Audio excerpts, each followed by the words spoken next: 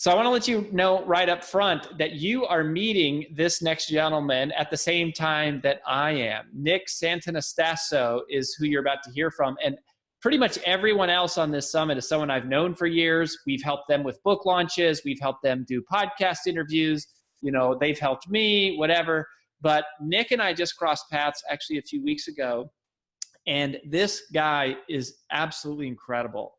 He's just an amazing human with an amazing message, and he also has turned it into quite an amazing brand. So he was born with something called Hanhart syndrome.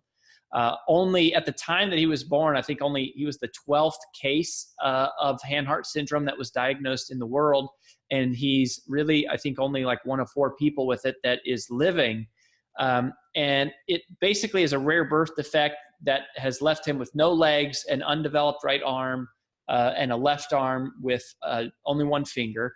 But he was a wrestler in high school, a singer, a musician. He has been a bodybuilder. Like there's pictures of him with The Rock. He speaks all over. I watched some of his videos. He was so inspiring. He actually has the word "inspired" tattooed on his torso. And I just been blown away with this guy. And one of my friends, one of our clients and friends, John Rulin, introduced us. And then one of my other good friends, Hal Elrod, said that Nick is the most inspiring person he's ever met. So Nick, thanks for making some time for us, man. Hey, brother, I'm grateful for the opportunity, and I'm glad we crossed paths and have a lot of mutual friends that are also really amazing people. So shout out to them. Yeah, amen. Those are really good people. And I think brand builders group's all about reputation, right? Like that's what we study reputation. We try to like understand what creates it.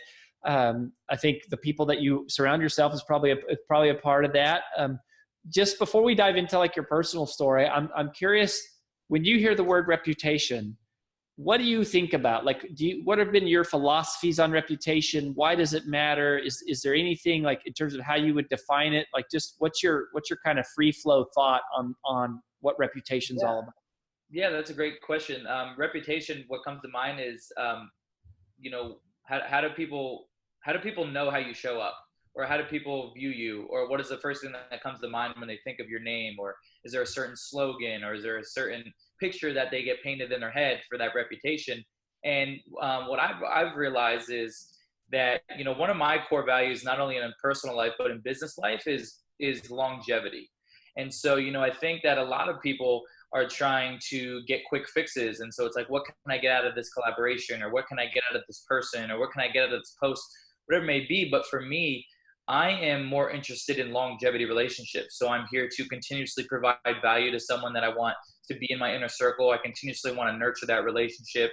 And so with reputation, it's just like, who do you show up as? And do you show up as the same person each and every day, or is it not congruent? Is it not congruent to who you are behind the camera? I mean, reputation to me is just like, what do people think, and what do people, remember you when you showed up? Like, who are you?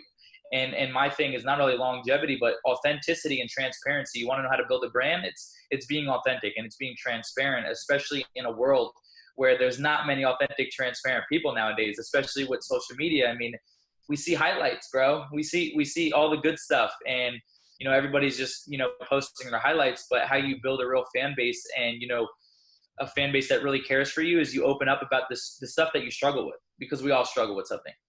So I want to talk to you about that, because, like, you've been featured in all this major media, you've met celebrities, traveled the world, you speak. I mean, some people might look at some of that as pretty glamorous, but I have to think that, growing up and along the way, just, having the condition that you have, there had to have been some times that were pretty dark and pretty challenging. And why did you choose to become so public, with something that was, had to have a share of difficulties? What caused you to just kind of become such a public figure with that? Yeah, absolutely. So yeah, it wasn't always like this. In my middle school and high school days, I struggled. I struggled with that victim mentality of the why me.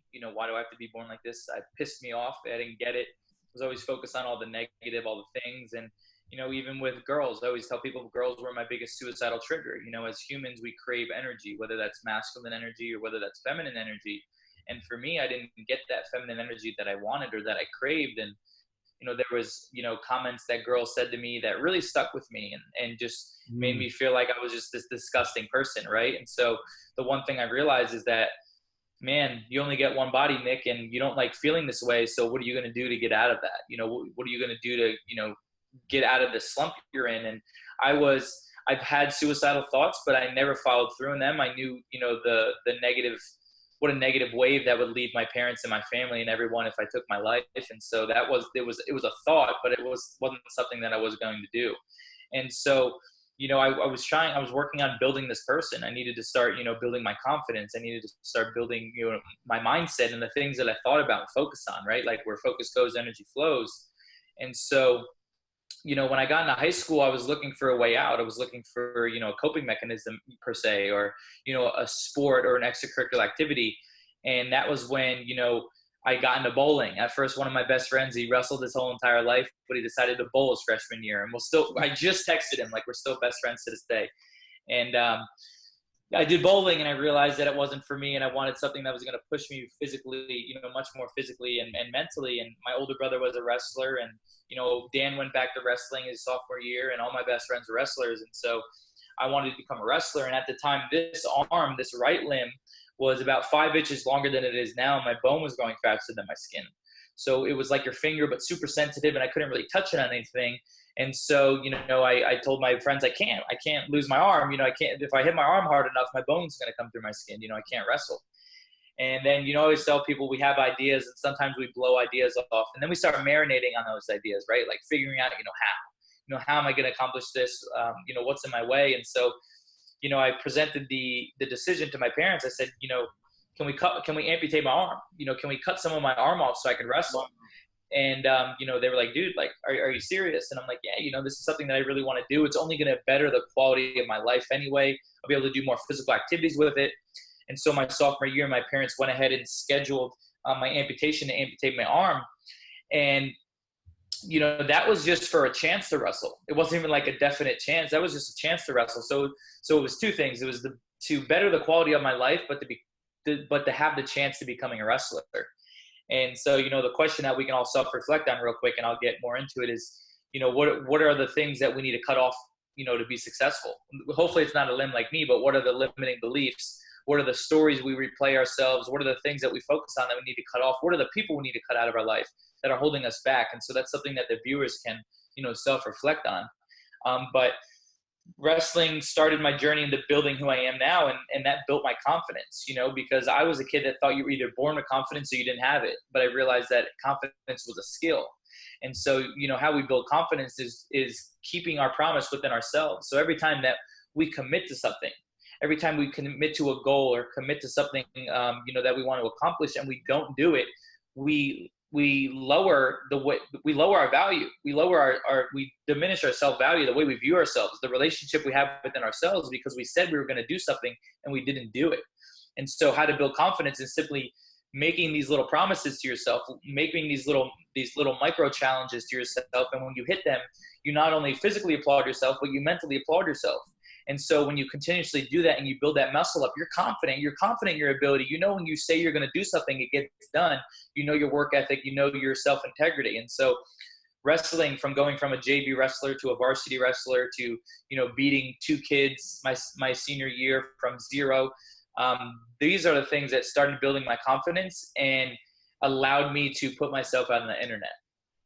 Yeah, I love that idea. That was a lot. I know we don't have much time, so I was trying to cover as much as. No, that's good. No, I mean we have a little bit of time, but I love what you were saying about the confidence piece of that. It's just comes from keeping promises to ourselves. And yeah.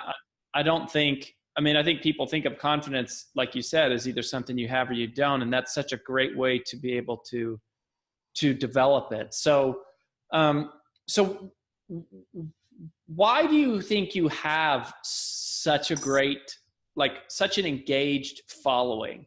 And I mean, clearly, you look different from many people, but there's a lot of people that have some type of, something that they're dealing with, and people, support you and they cheer for you rabidly. What do you think it is about how you interact with people that's kind of created that?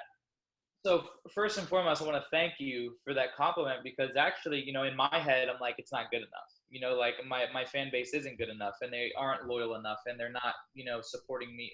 Not in a bad way. I'm not saying this in a bad way. I'm just saying that I know, like, and I want to be like, put this out there to be transparent of the way that I think. I have a friend. I won't mention her name. I have a friend, and she has like probably half my following, and her fan base is just like cult, man. Like anything she does, it sells out. Like I look up to her, and so so thank you for the compliment. But internally, I'm like, man, it could be greater. It could be a greater bond. But I think that from early on, how I started was doing zombie pranks. Like, so when I was a senior in high school, the app Vine came out, and everybody was like, dude, Vine is amazing. And I got to the point where I was like, man, I'm just going to put myself on the internet, and, maybe I can make people laugh, but I want to inspire them too. And everything with my content is always, I have an intent. Like I want to inspire people in a certain way. I want to talk to them in a certain way, or convey a message in a certain way. And so I posted my first zombie prank, where basically my goal was to just dress up as a zombie, scare someone, and then have someone look on the phone when they watched it and go, wow, look how comfortable Nick is in his body. Maybe I could be a little bit more comfortable in mine. And also take an approach that no one's ever did before. No one's ever done the zombie pranks like me, right? And so I was the pioneer. And so when I did that, the virality, like, it blew up. Like, it was one of the biggest videos people have ever seen on Vine. I gained 50,000 followers in a day. Over 80,000 likes and reposts on the video in under a day. Like, it was crazy. And it was the combination of using my unique body, my unicorn body, and doing something that has never been done, but, in an inspiring way. And, I literally, it was just crazy. I labeled the video just zombie prank. There was like, Vine was just very just no descriptive. It was just, oh, zombie prank. And so I labeled it that, and I caught on, and I saw, how viral it went. But the one thing I want to touch on is it wasn't all sunshine and rainbows. The majority of those comments were bad. Like, they were negative. Like, the demographic of Vine was children. And so me being a child myself, 18, 17 years old, I had to build the muscle up of either not reading comments or not letting them affect me. And I hated when my parents read comments too, because they were negative. They were so negative comments. And so, the evolution of me, it was, I used to go back at these people, right? I used to focus on the negative and focus on the negative comments. And then I built my social media up. In under a year, I gained 1 million followers doing these pranks. And that was at the same time where, Vine was going downhill, and everyone was transferring to YouTube. And to be fully honest, I wasn't ready to transfer to YouTube. Like, I was just like, man, I'm good at posting 6-second videos, but then people started importing their Vines and editing them. And I was like, I can't keep up with that. And so I kind of fell off the track. And so, after Vine collapsed and after Vine was no more, I kind of was at a place in my life of like, okay, Nick, like, what's next? You can't just, you made this name for yourself and people love you for your pranks. Like, what are you going to do now? And, I made an announcement. I said, guys and girls, this doesn't fulfill me anymore. Doing the pranks, it doesn't fulfill me anymore. And I want to be fulfilled. Tony Robbins says success without fulfillment is the ultimate failure. Like, you can have all the money in the world, but if we don't do something that makes us feel good inside, it makes us feel fulfilled, we'll always be empty. And so I made the decision, I took a step back from the pranking, the industry, because I also realized that people were just viewing me as a joke. Like, I didn't just want to be viewed as like not serious. I wanted something next level. And so I went to LA. I went broke in LA trying to do pranks and stuff. And I moved back home, and I was like analyzing industries. I was like, all right, what's next? And so I was analyzing industries, and I looked at the fitness industry, and I said, well, there's no guy with no legs and one arm, a bodybuilder, if I get in, and I wasn't in good shape. Like, that's the thing. I saw the vision way ahead. That's what, like, one of my strengths is, like, I can paint a vision in my head and see it so clearly, and people may not see it, but I'm like, I'll get there. Like, I'll figure it out. Like, these are the steps. And so, I told everyone, I said, I'm going to become a bodybuilder. I'm going to become a model, and I'm going to become a keynote speaker. And I don't know how I'm going to do these things, but these are the things I'm going to set out to do. And so, I started posting fitness videos, and people unfollowed me and they were like, dude, what are you doing? Like, how are you going to become a bodybuilder? Like, this is stupid. We followed you for your pranks, all this stuff. But remember that it didn't fulfill me. I wanted to do something that fulfilled me. And so my knowledge in training got better. My knowledge in nutrition got better. And my you just let those people go? Like that was like, cause that's a pretty big, like some of our clients that we talk to are more in what we would call like someone starting out, we call it brand identification, but then we have some clients that it's brand reinvention. It's more like they're trying to make a pivot.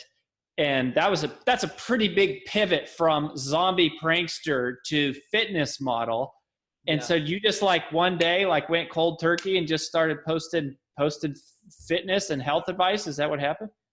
Yeah. So basically when I went to LA, and I was supposed to be a prankster of a core cast show that they were coming out with. And I moved to LA, and 2 weeks after I signed my lease, they canceled the show.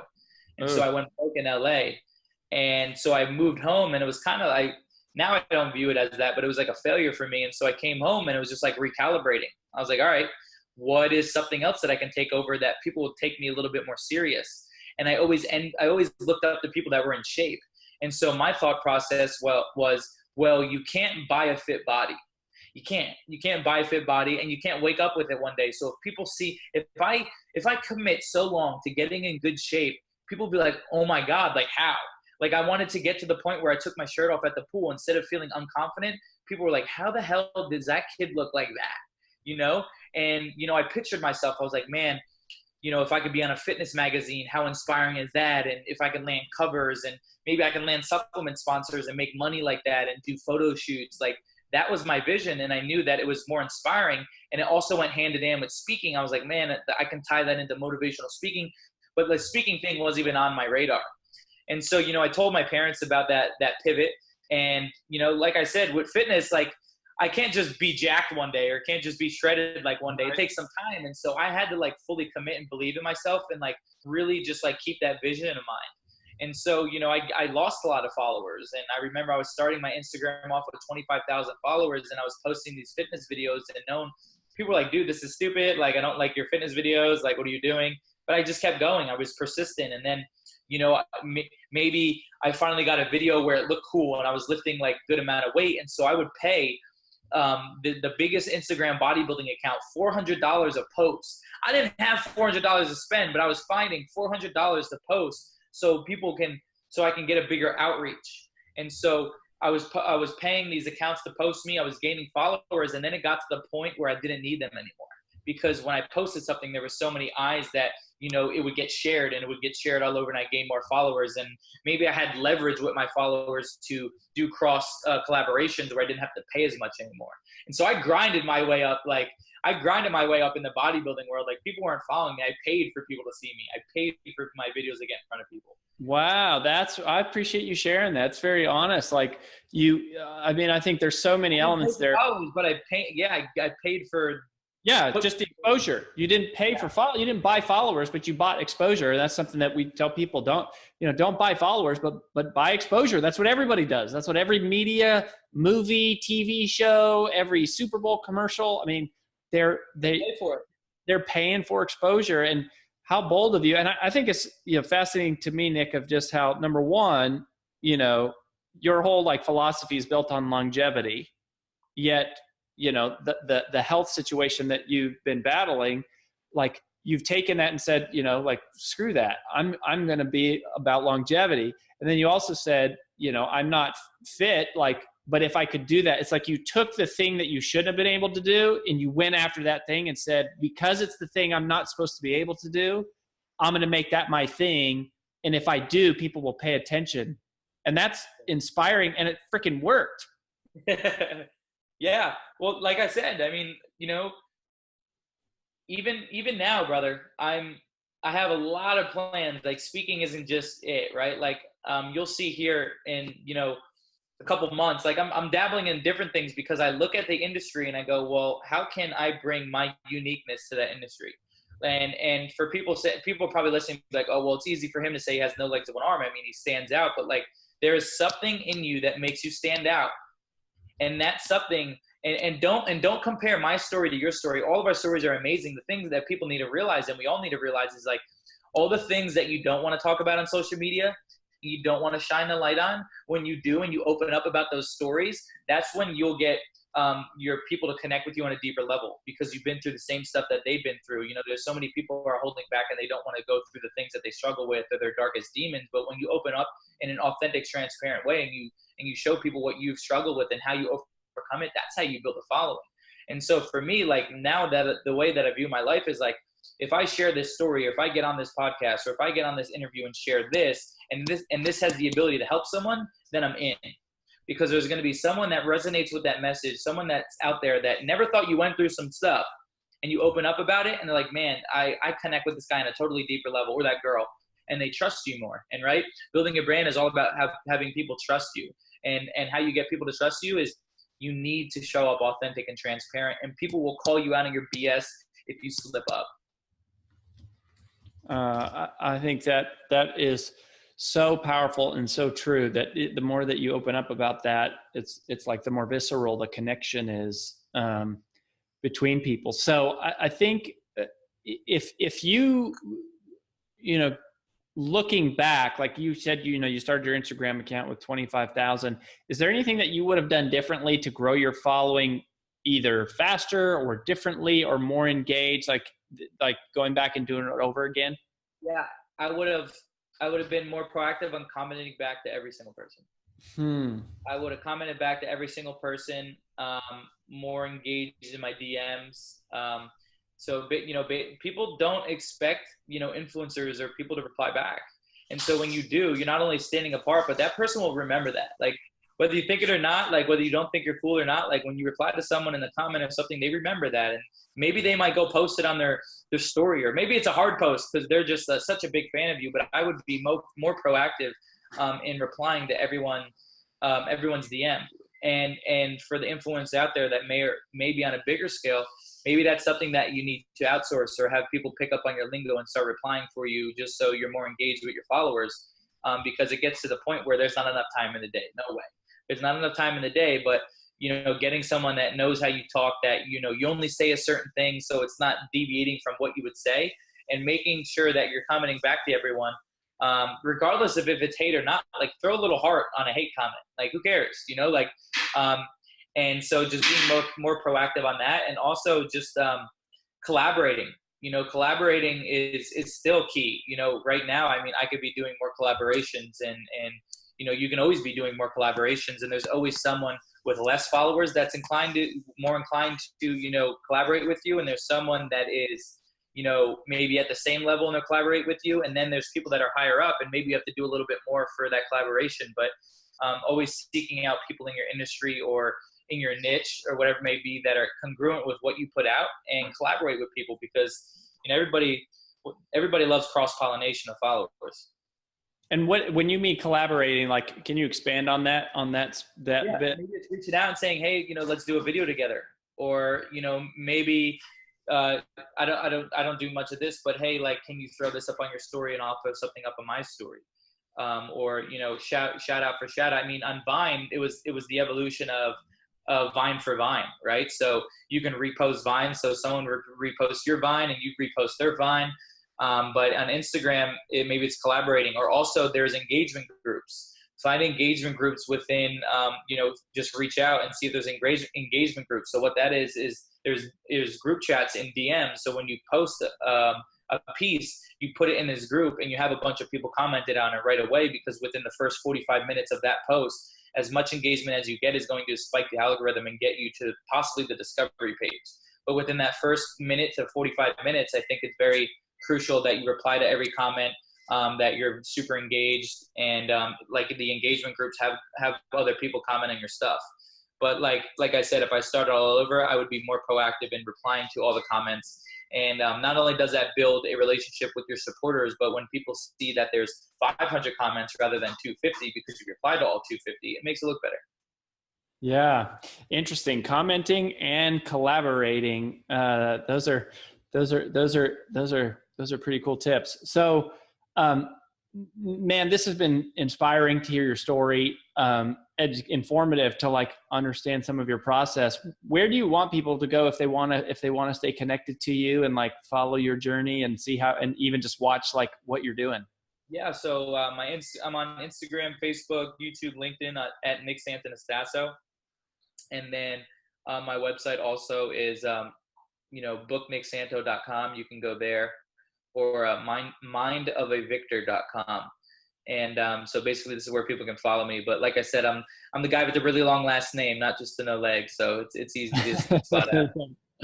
Well, I think, it's one of the things I love about you is there, I feel like there's been several reasons and several opportunities to disappear quietly and sort of like retreat back. And you've done the opposite. You've come forward, whether, it's as a public figure or sharing things. If there's somebody out there right now, Nick, that's watching this and, maybe they have the desire, they have that dream they want to impact millions of people. They want to speak, they want to influence, but they're dealing with some of those demons. Maybe they're in kind of that stage that you were when you were in like high school. What would you say to that person now, having been through what you've been through? Yeah, so many people are trying to seek validation or significance from other people, other relationships, or looking at other things, when the biggest relationship, the most important relationship we should be working on is within ourselves. And so that's working on ourselves. That's building confidence. That's making promises with ourselves and following through on them. That's, bettering our foundation, which is our body, our health. Health is wealth. Health is number one. And you can't build an empire. You can't build some amazing thing if you don't have the health, if you don't have the foundation. And so it's working on yourself. And once you feel confident enough to put yourself out there, then you do it. But, share the things that, people don't know, or share the things that you're comfortable with, that you struggle with, and how you overcame them, because that's how you're going to connect to the audience or whoever you're speaking to. Because like I said, in the world we live in nowadays, there are not many transparent, authentic people. And so if you can show up on social media, if you can show up on the videos and share, authentically about what you've been through, that's how you really connect with people. And those people will follow you and ride or die with you, regardless of what you post. They'll just love you for you because you show up authentic and transparent. Mm-hmm. I love it. Man, thank you so much for your story and for your persistence and just your perspective on everything. We're cheering you on, and we're learning from you and following you. And I hope we get a chance to meet in person sometime soon. Yes, sir. That sounds good, brother. Grateful for the opportunity. Thanks for having me.